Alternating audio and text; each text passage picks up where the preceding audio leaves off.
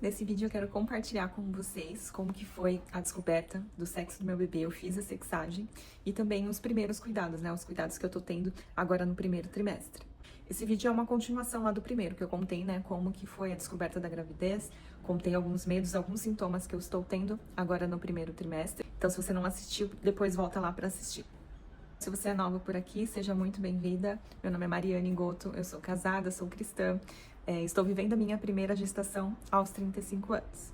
Então vamos lá para a sexagem, né? Eu decidi fazer a sexagem logo no início, com 8 semanas já é permitido, né, fazer a coleta ali do sangue para tentar descobrir o sexo do bebê. Então eu não quis esperar, eu sou um pouquinho ansiosa, ainda mais sendo essa primeira gravidez, essa primeira experiência, acho que eu acabei ficando um pouquinho ansiosa. E aí, com 8 semanas e 1 dia, eu já marquei o exame para fazer a sexagem e fui lá colher o exame, né? Esse é um exame que mesmo quem tem convênio, o convênio não cobre, tá? Aqui eu tive um custo de R$ 180, tá? Antigamente ele era bem mais caro, mas hoje já está mais tranquilo. E o resultado, ele demora ali cerca de 4 a 6 dias, dependendo do laboratório. Então, eu vi pela experiência de outras pessoas que normalmente ali com 3 dias já saía. Então, eu fiz na terça-feira esse exame, logo pela manhã, e eu marquei o chá revelação para o sábado. Não ia ser nada demais, né? A gente só reuniu os amigos próximos. Eu moro em Balneário Camboriú, na minha família é de São Paulo. Os parentes mesmo não iriam vir, né? Não conseguiriam vir. Então, são as pessoas que estão próximas daqui, né? Os nossos amigos mais próximos somente. Então, eu acabei deixando pré-agendado para o sábado. Isso foi bem próximo ao Natal, então eu não tinha muitas outras datas, assim, para pensar. Porque aí todo mundo começa, né, a ficar mais preocupado com a questão do Natal, da ceia, enfim. E aí eu deixei pré-agendado, fiz um convitinho pro pessoal que mora em São Paulo, tanto a família do meu marido quanto a minha são de São Paulo. Então a gente ia fazer uma live no YouTube para eles conseguirem ver ali também, né, com a gente. Então deixei tudo pré-agendado pro sábado. Eu deixei acertado ali com a moça do bolo, que a gente ia fazer só aquele bolo que a gente corta e vê o recheio. Eu deixei meio que combinado com ela que até quinta-feira, mais ou menos, eu mandaria para ela o resultado e no sábado pegaria o bolo. E aí, por mim, tudo certo, né? Tava tudo fluindo, até que na quinta-feira, em vez do resultado sair, o laboratório me manda uma mensagem que eu ia precisar fazer uma recoleta. Pois é. Na justificativa, eles falaram que não tinha dados o suficiente para ter 100% de certeza, né, sobre o sexo. Então, eles preferiam fazer uma nova coleta.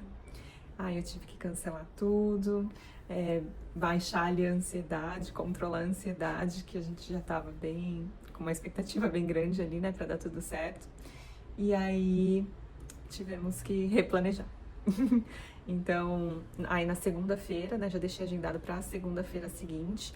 Eles falaram que poderia ser na segunda-feira mesmo, a gente fazer essa recoleta. Então fizemos essa recoleta na segunda-feira. E aí, no meio da semana ali teve o Natal e marcamos o novo chá de revelação pro próximo. Eu não lembro se foi no sábado ou no domingo, mas remarcamos para a semana seguinte após o Natal. E aí, bem no dia do Natal, eu não imaginei que o resultado chegaria no Natal, no dia 25, porque eu imaginei que estaria fechado ali, né? Mas no dia do Natal, na hora do almoço, o resultado chegou. Eu tava até com uma amiga na praia, né? Tava eu, meu marido, o namorado dela. Aí eu falei, olha que presente de Natal maravilhoso que Deus nos deu, né? E aí chegou lá o resultado, mandei pra moça do bolo e aí deu tudo certo. Fizemos a revelação, foi bem lindo, vou deixar algumas imagens. A gente fez tem um condomínio aqui que ele é aberto ao público, que ele é como se fosse um bairro planejado. E a gente sempre gosta de ir lá ver o pôr do sol. A gente vai com alguns amigos, faz piquenique lá, é um lugar bem gostoso. E aí acabamos fazendo lá, ao ar livre, foi bem gostoso, foi bem bonito. E o sexo do bebê, aí eu vou deixar pra contar pro final. Agora sobre os exercícios, né? Eu nunca gostei muito de academia, eu vou realmente meio que obrigada, porque eu sei que me faz bem, né? Então, não sou muito fã. Meu marido gosta, meu marido sente falta quando não vai e tudo mais. mas eu não sou desse tipo de pessoa. Eu sempre fui uma pessoa mais magra, né? Fui uma criança muito magra. Então, eu tenho uma genética relativamente boa, que começou a mudar depois dos 30, né? Depois dos 30 a gente começa a sentir um pouquinho do peso da idade. Mas, no geral, sempre tive uma genética boa. Mas, quando nós saímos de São Paulo e decidimos vir morar aqui em Balneário Camboriú, um dos motivos era esse. A gente queria ter uma qualidade de vida melhor. Eu sou dentista, então eu trabalho muito tempo sentado, curvado, numa posição meio que me trava. Então, a gente queria melhorar a nossa rotina, melhorar a nossa qualidade de vida.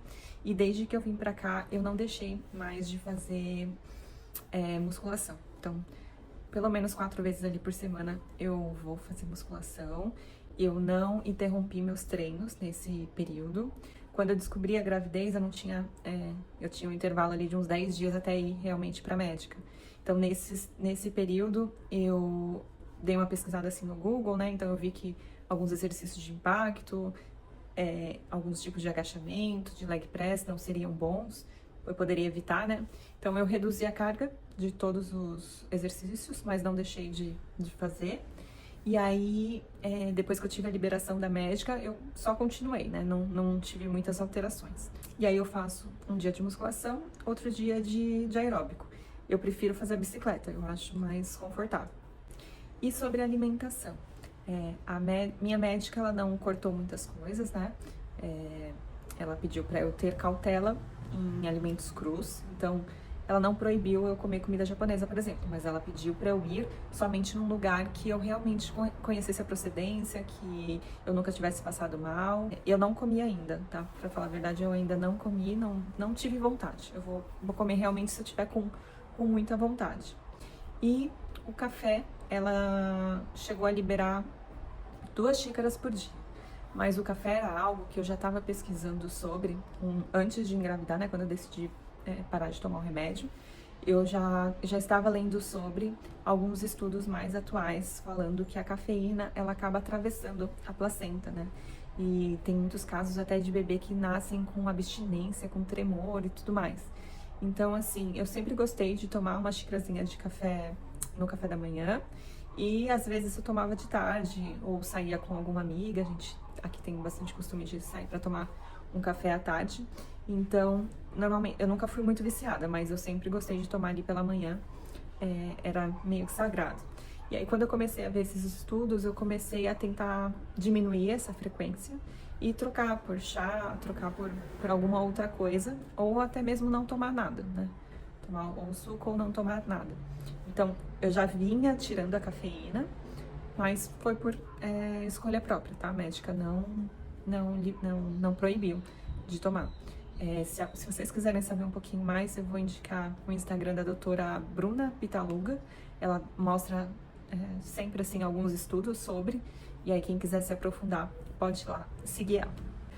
Outra coisa, né, que eu tive que parar de usar, mas isso talvez seja até mais conhecido entre as gestantes, é na questão do skincare. Eu sou dentista, mas eu trabalho muito na parte de cuidados com a pele.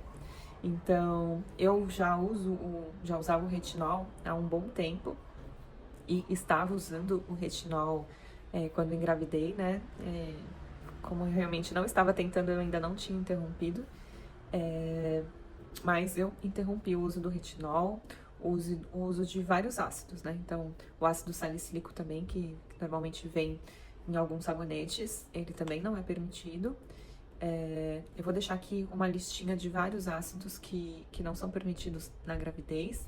E também vou deixar uma listinha aqui de alguns ácidos que podem ser usados, tá?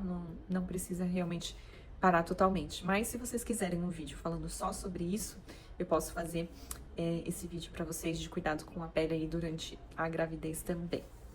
Outra coisa que eu não estou usando é o ácido fólico. Se vocês acompanharem ali a doutora Bruna Pitaluga também, vocês vão entender um pouquinho mais sobre isso. Mas esse vai ser assunto para um outro vídeo, porque também é um assunto mais complexo que eu queria talvez me aprofundar mais para vocês, para surgir esse interesse de vocês de procurar mais informações sobre isso. Eu estou suplementando vitamina D, estou suplementando vitamina B12, complexo B, a B9, Estou suplementando ferro também, meu ferro já estava baixo. Inclusive, eu vou fazer um exame aqui para ver se ele conseguiu dar uma subida ou se a gente vai ter que fazer o ferro intravenoso também. E melhorei muito a questão da alimentação também, que eu esqueci de dizer.